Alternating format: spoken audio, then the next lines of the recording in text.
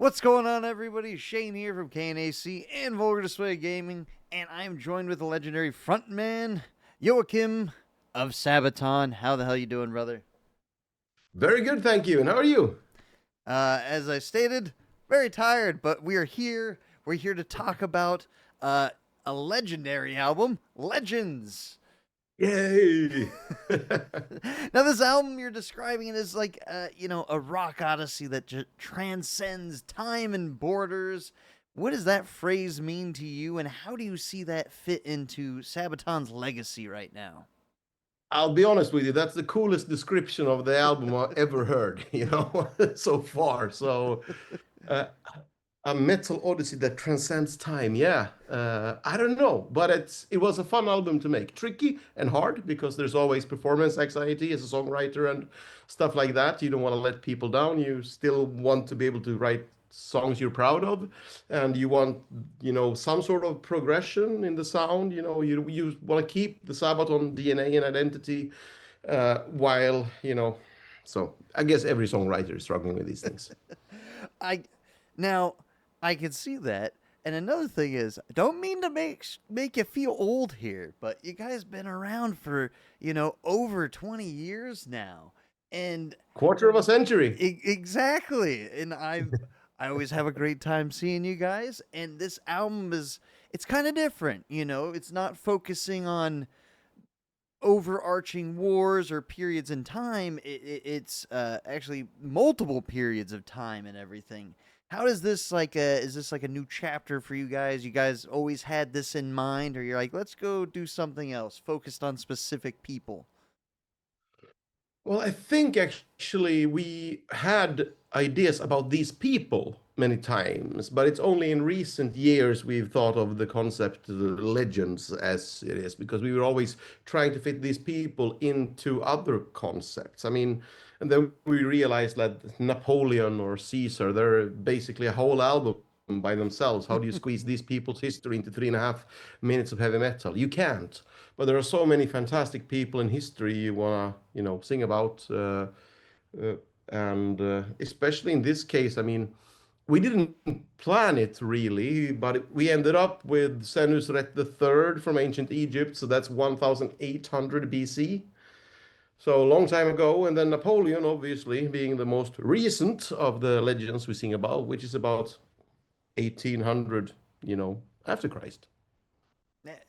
It spanning through time, legends, all legendary figures. And now I heard this time around you actually had contributions from each band member. Everybody was helping with the songwriting. How did that all come about? Purely by chance. I wish I had a good answer here. That's exciting. But here's the thing, everyone in the band who's in the band now has been writing songs before, but it just never happened on the same Mm-hmm. album before. So, for example, for Heroes, me and Hannes did a song together, but me and Chris couldn't finish the song that we had already started writing. That one came later on another album, and then Hannes wasn't involved in the songwriting. So I wish I could say that something was really revolutionary or new, but no, it's just chance. Hey, you know what? That's what I'm saying. That's why I brought it up, because it's fun. You're like, hey, everybody, did something on this one. So that's always cool when you guys can all collaborate in that sense, because you're all like, hey, now we're a team. We're all on it right now doing this.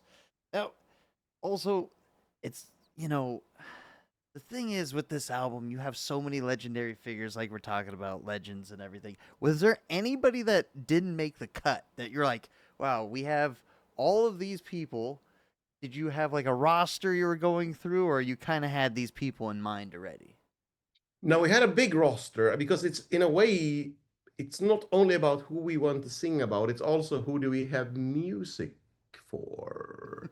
Like one example would be one of my like if somebody told me or when we started discussing this, we're gonna do an album about legends within military history, you know. One of the first people that comes to mind for me is Alexander the Great. Mm-hmm.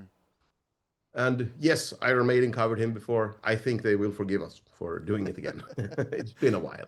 But here's the thing: we didn't. I mean, I had an idea for the song, and I liked that idea, but the rest of the stuff that I wrote for that was kind of shit. So we had to take that out actually. So yeah, there's a bit of give and take there. There are certain people you want there, but you don't have the music, and there are other people that you didn't think about when you started the whole thing. But then later, during the process, you realize, like, yeah, of course, you know. I, I mean, hey, every time I listen to a Sabaton record, I'm getting a history lesson.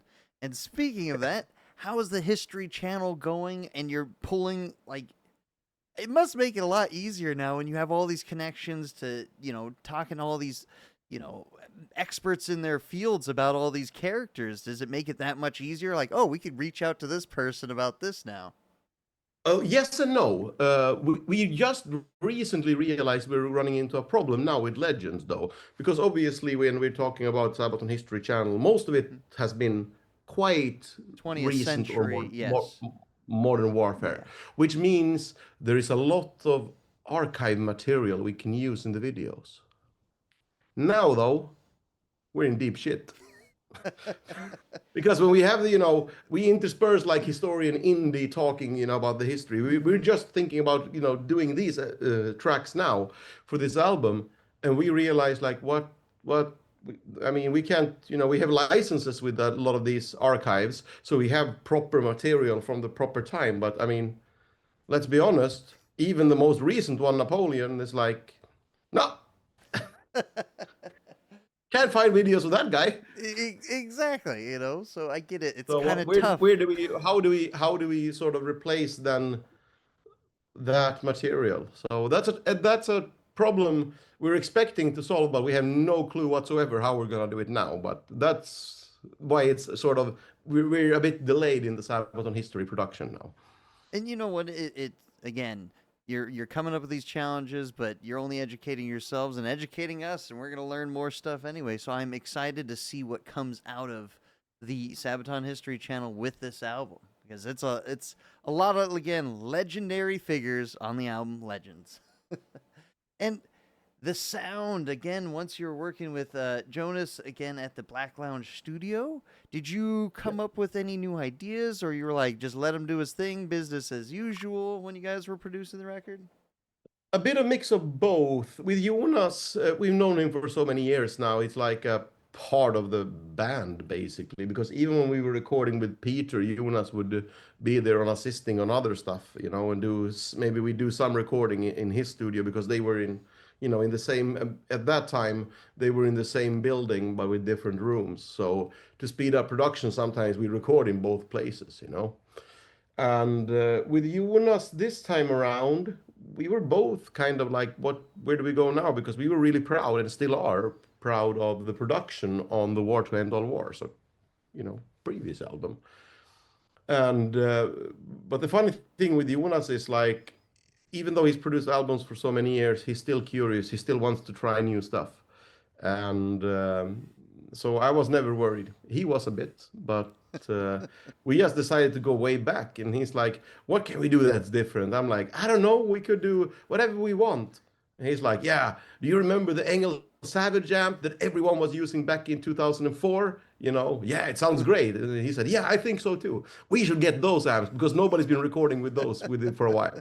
So we got a hold of an old, or not old, but I mean, Engel Savage amp. We tried it out, gave it to Chris, chug it out a bit, and he's like, "Hell yeah, that's the sound I want." And we're like, "Okay, we got a guitar sound." Drums, I mean, he's recorded Hannes before so many times. We just thought for this production we need both more air and bigger and bolder. So I guess that's where we went. And I think it turned out great. I mean, listening to the album, I'm fortunate was able to listen to it all. Everything sounds amazing. It sounds that traditional Sabaton sound you want. Again, it's a large, overarching concept with these big figures, and again, how do you squeeze a person's history in like 3.5 minutes? And I always love your music videos. Now, I want to talk about Hordes of Khan specifically because are you predicting world peace now? because are you gonna run out of material when that happens? No, no on both. Unfortunately, I don't think we'll have world peace as is stated in the video.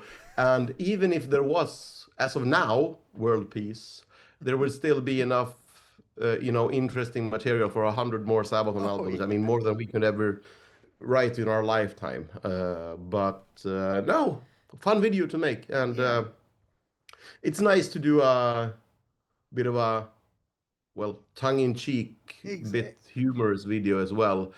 We do a lot of pretty serious Oh videos, yeah, and yeah, there's a limit to how fun it is to get dressed up or, get into stage clothes and just perform. I yeah. mean, there's a limit to how many times you can do that without everyone, including us and the fans, getting bored. Exactly. So, how did you come up with that concept? Because again, it's pretty funny, and I thought I was like, oh, this is kind of cool. How'd you come up with that specific concept for Hordes of Khan? I think it's more of a spoof of the night at the museum concept, That's what I really. was That getting sounds at like a fun too. thing. Yeah. And then it started rolling. Like Per said something, he had this idea, and I'm like, yeah. And me, as a joke, said we should do it at the Natural History Museum in London, which is like one of the most iconic museums in the whole world. And he's like, that's a great idea, actually. I'm like, no, I was joking. They're not going to let us film there. That's going to be way too expensive. And he's like, hmm. And then 2 weeks later, you know what? We got it. It's like, what? Yeah, we're allowed. We're renting it. Yes, and you were right. It's expensive, but we had to roll in like 30 minutes after closing hours, and then we had until 2 a.m. to record because the museum was open in daytime. So everything we recorded over 2 nights in that location, and then there was another location involved as well for the kids performance. That thing is from a Harry Potter movie or something. I mean, in London, you have access to all of these amazing venues, and it turned out, the amazing people at the Natural History Museum let us borrow their national treasure for like 8 hours, 2 nights in a row. I mean, hey, it was worth it because the video turned out great, and it's a killer song. I just wouldn't expect that video to go with that song, and I just thought it was great. I thought it was funny. And then Yeah. going with a fun video that's more serious was Templars. Were you hot filming that, wearing those like suits of armor the whole time? I was brutal. I mean, in the beginning of the video, we are all sitting in this one room eating, and there's a fireplace there. I mean, it is, yeah, I don't know what it would be by American standards, but over 100 degrees outside. So it's like super hot, and we're in this tiny room with a fireplace and no oxygen whatsoever. And nobody wants to drink because it takes ages to take a piss to get out of those clothes. I mean, we have proper. I mean, It was real armor armor. we have, yeah, everything we have, it's like from the White Eagles Serbian reconstruction group. So it's time correct armor. So it's not like that we have a zipper, Mm-hmm. Yeah, it's like all we do these period days. correct pieces, and Yeah. So it. we had to sort of walk up the stairs, out through the sun, Oh, over the castle courtyard because they don't have toilets in those old nope. castles. We had to go to the cafe that belonged to that, and then get rid of everything. And by the time we'd gotten back, it'll be 30 minutes because also us in knights, armors and stuff. The people they thought we were part of the show. So there were tourists, not thinking about Sabaton, like yes, Chinese and Italian tourists, grabbing us like, "Yo, you take selfie with me." Like, no, I don't work here. Yes, you take I selfie with me. I love that. That's a great thing. It's like, oh, I took a picture with the knights. Like, oh, that's Sabaton. You're taking pictures. Yeah, these people had no idea they were taking Sabaton selfies. They thought I took a picture with a knight, a guy who worked at the castle we were visiting. That's funny. But yeah, it looked like a great video too. And like I said, you had the kind of humorous video, and then you went into the more serious video with it. And what else is great about your visual aesthetics is you were working with Peter again. Like, it's the thing, I can't. Sorry if I can't pronounce it correctly, but Peter, he did the Yeah. artwork for Legends, and like Yes. just the album art alone is legendary. How did you come Yeah, up with he that outdid concept? himself on this Yeah. one. Peter is great, but and we've had several, albums or stuff made by him before, but this one takes the cake for sure. Yeah, it's amazing. Did you give him any specific guidelines, or you said go crazy? Here's what it's about, and let's see what you come up with. We had an idea and we sort of supplied him with the idea and the people. But I mean, not to diminish his work. The work is all his, Mm. absolutely all his. But there was an idea, and sort of these people are in it. And then he would do sketch work, send it to us, and we'd go, "Yeah, that's awesome." Keep going along those lines. And then a little bit later, yeah, maybe switch the place on these two. Let's see how that looks. But yeah, all his work and fantastic. Yeah, it turned out great. We touched on it earlier. You were having it's a little bit harder coming up with the historical, context and everything behind these figures. Are you going to do like a storyteller edition of this album as well? That's going to take a little bit longer, or how's that coming along? We are planning on doing it. I don't know if it has been recorded yet, but I think it has been recorded actually. I do not know though, because I am not the scheduling and business and different editions kind of guy. I have no idea. I'm too retarded to deal with those things. So I'm the music guy and lyrics guy and history nerd. But when it comes to the important stuff, they don't let me touch that. Yeah. Well, I hope we see one because I always like them because you're like, it's like listed almost like a historical podcast or something. And then you get good music out of it too. Yeah, I mean, maybe I spoke too soon, but yeah, there was plans and or are plans to make it. So you heard it here first, I guess. Oh, hey, it's an exclusive right there. So, also on this album, you had some collabs. You worked with, Nothing More on Crossing the Rubicon. How did that come about? By chance, actually, it sounded like fun, and it was great. I had no idea that Johnny was such a good singer. I mean, I knew it was good, obviously, uh, but what they did on it, yeah, I really liked it. I mean, our version that's then also on the album that we did without them is quite different, actually. It So, is. really happy with how it turned out. We're label mates these days as well. Yeah. So, Hey, that's always cool working with other people. You're like, hey, look, let's collab on a song. yeah, let's see what happens, And it's in a case like this, because I'm the grumpy guy, I was fully expecting to sink the ship, Mm. like I don't like this, grumpy old man. But I was like, hey, this is awesome, let's do it. Yeah, it turned out great. So another thing is too, we talked about the seriousness and then the kind of silliness and everything. Do you guys find like kind of a balance where you're like, hey, we're going way too dark and serious with this one. Maybe we'll go with something a little bit light with this figure, or how did you kind of strike that? Oh, it's tricky. I mean, in general, as a general rule, we do take the subjects we sing about pretty damn seriously, getting it historically correct to the extent that it's possible. Obviously, the further you move back in history, the more of, archaeological or professional guesswork we're dealing with. But we don't take ourselves very serious at all, and that is fine. So I mean, we have done like humoristic videos before, like we did for The Unkillable Soldier would be a Mm-hmm. good one. The song is, all there historically, but in the video we are taking some liberties, because he was a proper badass, and he'd probably not be too uh, disappointed or upset with us for doing that. So it's a fine line. It depends on the subject as well, making something fun about guy like Adrian Carlson de Viart, who was a crazy legendary badass, and doing that video tongue in cheek is one thing. Doing a silly video about the Holocaust would be another totally Yeah, different story. yeah. don't So, don't do that. You know. don't mention the war. Yeah, exactly, exactly. All right, so as we start wrapping this up, I appreciate your time. I appreciate you talking to me about this legendary album, Legends, coming out October 17th. I hope y'all could check it out. What do we got on the Sabaton schedule right now? Anything over the horizon we should expect for us North American fans, too? Yeah, I mean, we are obviously starting out in Europe, closest to home, but we are hitting your shores pretty damn soon. I'm not sure when this video comes out, but around this time, there's going to be North American tour dates being added. And if they haven't been, well, you heard it here first. Hell yeah, and this is going to be for next year, right?